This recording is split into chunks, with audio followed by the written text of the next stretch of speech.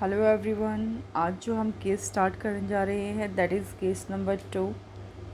Yesterday हमने case number 1 discuss किया था, जिसमें कि कंपनी ने शेयर इशू किए थे at security premium. It means premium पे कंपनी ने शेयर्स को इशू किया था और उन शेयर्स का पे जो सिक्योरिटी प्रीमियम का अमाउंट है वो कंपनी रिसीव कर चुकी थी। इस कारण उसका शेयर फॉरफीचर की एंट्री में कोई इफ़ेक्ट नहीं आया, क्योंकि जब कभी भी कंपनी को सिक्योरिटी प्रीमियम का अमाउंट रिसीव हो जाता है, वो रिसीव कर लेती है, तो उसको हम सिक्योरिटी प्रीमियम रिज़र्व अकाउंट में ट्रांसफ़र कर देते हैं।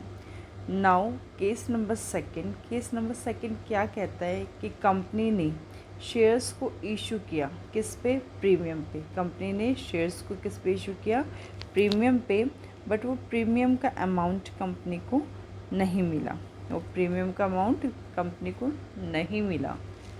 ठीक है, I am repeating again. Company ने शेयर्स इशू किए प्रीमियम पे और वो प्रीमियम का अमाउंट कंपनी को नहीं मिला।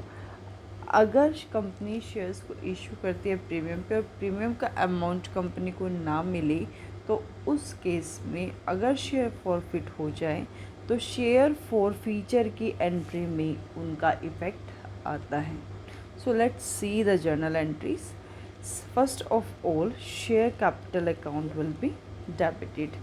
शेयर कैपिटल अकाउंट क्यों डेबिट हुआ? क्योंकि शेयर्स को फॉरफिट कर रहे हैं, तो ऑब्वियसली जो शेयर कैपिटल है वो क्या हो जाएगी? कम हो जाएगी। ठीक है, कैपिटल की कोई सी भी कैपिटल हो, कैपिटल का जनरली बैलेंस क्या होता है? क्रेडिट। बट अब कैपिटल डिक्रीज़ करेगी, कम होगी, तो कैपिटल क्या हो जाएगी? डेबिट। सो share capital account debit. Shares को इशू करते हैं प्रीमियम पे। सपोज़ 10 रुपीज़ का शेयर है, 2 रुपीज़ प्रीमियम हो गया, तो एक शेयर कितने का हो गया? 12 का। यानी कि 10 रुपये का शेयर था। ठीक है, ये 10 रुपये का शेयर कितने रुपए का जा रहा है? 12 रुपीज़ का। यानी कि ड्यू टू प्रीमियम जो हमारे शेयर की जो वैल्यू है वो कितने रुपीज़ से इंक्रीज़ हो गई? बाय ₹2। ठीक है, so it's like a gain और you can see it's like a profit for the company. और प्रॉफिट का बैलेंस जो होता है ये हमने गोल्डन रूल्स में भी पढ़ा है। Debit all expenses and losses, credit all income gains and revenues. यानी कि जो प्रॉफिट है उसका बैलेंस क्या होता है? क्रेडिट होता है। तो सिक्योरिटी प्रीमियम का बैलेंस भी क्या होगा? क्रेडिट होगा। अगर सिक्योरिटी प्रीमियम हमें मिल जाता है तो उसका बैलेंस क्या होता है? क्रेडिट। बट यहाँ पे हमें सिक्योरिटी प्रीमियम का अमाउंट रिसीव ही नहीं हुआ है। अगर सिक्योरिटी प्रीमियम का अमाउंट रिसीव नहीं हुआ, वैसे नॉर्मली क्रेडिट होता है, अब रिसीव नहीं हुआ तो क्या हो जाएगा? डेबिट। यस और no? Okay, then to share allotment. As you guys knows very well कि अगर हमारे शेयर्स इशू हों एट प्रीमियम या फिर at discount and if it is not mentioned in the question कि हमारा प्रीमियम का अमाउंट या फिर डिस्काउंट का अमाउंट किस इंस्टॉलमेंट के साथ है, सो इट इज़ एज्यूम्ड कि it is with the allotment. So allotment का अमाउंट हमें नहीं मिला, so to share allotment. Then to share call in arrear. अगर किसी कॉल का पर्टिकुलर कॉल का अमाउंट नहीं मिलता है तो वो भी क्या किया जाएगा? क्रेडिट किया जाएगा। इसको कहाँ बैलेंस किया जाता है? इसे बैलेंस किया जाता है with the share forfeiture account, with share forfeiture account. Now I hope कि जो जर्नल एंट्रीज़ हैं वो आपको क्लियर हो गई होंगी उस केस में जब शेयर्स इशू हुए हों प्रीमियम पे और प्रीमियम का अमाउंट कंपनी को रिसीव नहीं हुआ है और शेयर्स फॉरफिट कर लिए गए हैं। Now let's see with the help of example, it will be more clear. So let's start. एक एक्स लिमिटेड है जिसने 100 शेयर्स इशू किए। कितने शेयर्स इशू किए? 100 शेयर्स।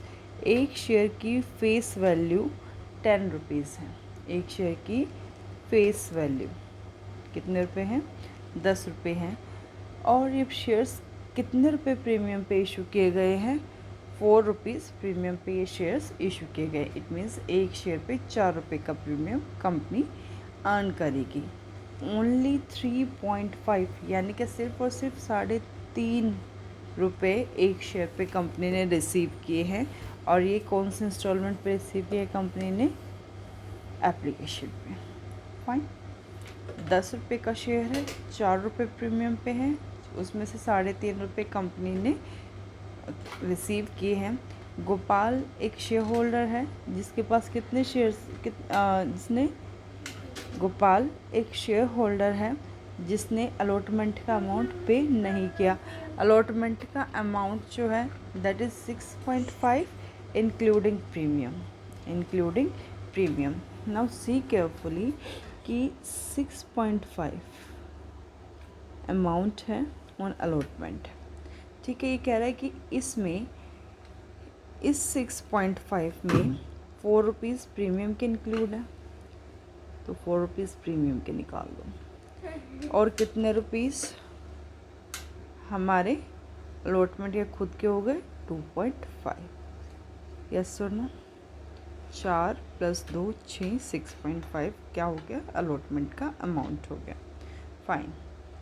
₹2 ऑन फर्स्ट कॉल, 2 रुपये किस पे हैं, फर्स्ट कॉल पे, और 2 रुपये किस पे है, फाइनल कॉल पे। इट मीन्स गोपाल एक शेयर होल्डर है जिसने सिर्फ और सिर्फ एप्लीकेशन का मनी पे किया है, और एप्लीकेशन के मनी का अमाउंट है दैट इज़ 3.5। और उसने कौन कौन सी इंस्टॉलमेंट पे नहीं की, अलॉटमेंट नहीं पे की, उसने फर्स्ट कॉल नहीं पे की, और उसने फाइनल कॉल भी पे नहीं की है। ठीक है, अगर उसने अलॉटमेंट नहीं पे की तो ऑब्वियसली उसने प्रीमियम का अमाउंट भी पे नहीं किया, क्योंकि प्रीमियम किसके साथ है, with allotment. So now see the journal entries. First of all, share capital account will be debit. जब उससे फाइनल कॉल तक का अमाउंट मांग लिया गया है, ऑब्वियसली फिर उससे सारा अमाउंट मांग लिया गया है, कॉल्ड अप सारा हो चुका है। कॉल्ड अप सारा हो चुका है तो अब इसको हम विद द फेस वैल्यू क्या करेंगे, मल्टीप्लाई करेंगे। फेस वैल्यू और कॉल्ड अप में से जोन सा भी छोटा हो उसी से हम मल्टीप्लाई करते हैं। तो फेस वैल्यू कितनी है, दैट 10 रुपीज़। एक शेयर पे अगर कंपनी 10 रुपये कमा रही है तो 100 पे कितने होंगे, 1000। यस और no. Next, security premium reserve account. Security premium reserve account debit क्यों हुआ, मैं दोबारा बता रही हूँ, listen carefully. Security premium reserve account को दोबारा से डेबिट इसलिए किया गया है क्योंकि सिक्योरिटी प्रीमियम का अमाउंट हमें नहीं मिला है। अगर सिक्योरिटी प्रीमियम का अमाउंट हम रिसीव कर लेते हैं तो वो एक तरीके से हमारे लिए गेन होता है, तो उसको हम इशू के एंट्री में क्रेडिट करते हैं एंड देन उसको ट्रांसफ़र कर दिया जाता है सिक्योरिटी प्रीमियम रिजर्व अकाउंट में। बट यहाँ पे हमें सिक्योरिटी प्रीमियम का अमाउंट नहीं मिला है, इट इज़ विद अलॉटमेंट, और इट इज़ मैंशनड हियर कि गोपाल ने अलॉटमेंट का अमाउंट पे नहीं किया है। अगर उसने अलॉटमेंट का अमाउंट नहीं पे किया तो ऑब्वियसली उसके साथ उसने प्रीमियम का अमाउंट भी पे नहीं किया है। सो प्रीमियम पे हमारा एक शेयर पे कितने रुपए प्रीमियम है, 4 रुपीज़। एक शेयर पे कितना रुपए प्रीमियम है, 4 रुपीज़। तो 100 पे कितना हो जाएगा, 400। यस और no, clear, okay. Then to share allotment account. कौन सा इंस्टॉलमेंट का अमाउंट नहीं मिला पहले, अलॉटमेंट का। एक शेयर पे कितना, 6.5। 6.5 को हम मल्टीप्लाई करेंगे with the 100, that it will be 650। ठीक है, इट विल बी 650। अब सपोज सिक्योरिटी प्रीमियम का जो अमाउंट है अगर हमें मिल चुका होता है तो उसे हम 2.5 के साथ मल्टीप्लाई करते हैं, क्योंकि प्रीमियम का अमाउंट प्रीमियम के साथ जा चुका है, क्योंकि वो हम रिसीव कर चुके हैं। बट यहाँ पे अगर नहीं मिला है तो इसको भी इसके अंदर ऐड करके 2.5 + 4, 2.5 + 4 इसको ऐड करके ही हम शेयर अलॉटमेंट में ट्रांसफ़र करेंगे। Then to share first call account. First call का अमाउंट भी नहीं मिला, एक शेयर पे 2 रुपये है तो 100 पे कितना होगा, 200। यस और नो। देन फाइनल कॉल का अमाउंट भी कंपनी ने रिसीव नहीं किया, तो to share final call account. एक शेयर पे 2 रुपये तो 100 पे 200। Then last, to share forfeiture. Share forfeiture में हमेशा वो अमाउंट जाता है जो कि कंपनी रिसीव कर चुकी होती है। ठीक है, कितना, कौन सा अमाउंट कंपनी ने रिसीव किया है, कंपनी ने रिसीव किया है जो अमाउंट दैट इज़ एप्लीकेशन, ठीक है, यानी कि 3.5, क्योंकि उसने अलॉटमेंट नहीं पे किया, गोपाल ने फर्स्ट कॉल नहीं पे की, फाइनल कॉल नहीं पे की, तो पे क्या क्या है, ओनली एप्लीकेशन, ठीक है। सो एप्लीकेशन पे कितना अमाउंट उसने पे किया है, 3.5। एक शेयर पे अगर वो 3.5 पे कर रहा है तो 100 शेयर्स पे कितना हो जाएगा, 350। हमारा क्वेश्चन ठीक है या नहीं है, इसको चेक करने के लिए हमारा जो क्रेडिट साइड है वो इक्वल होना चाहिए हमारे डेबिट साइड के, ठीक है। I hope now case number second is clear to all of you. अगर आपको केस नंबर सेकंड से रिलेटेड कोई भी प्रॉब्लम है, किसी भी क्वेश्चन में आपको कोई प्रॉब्लम फेस हो रही है, so you can comment in the comment section. Okay, thank you so much for watching the video.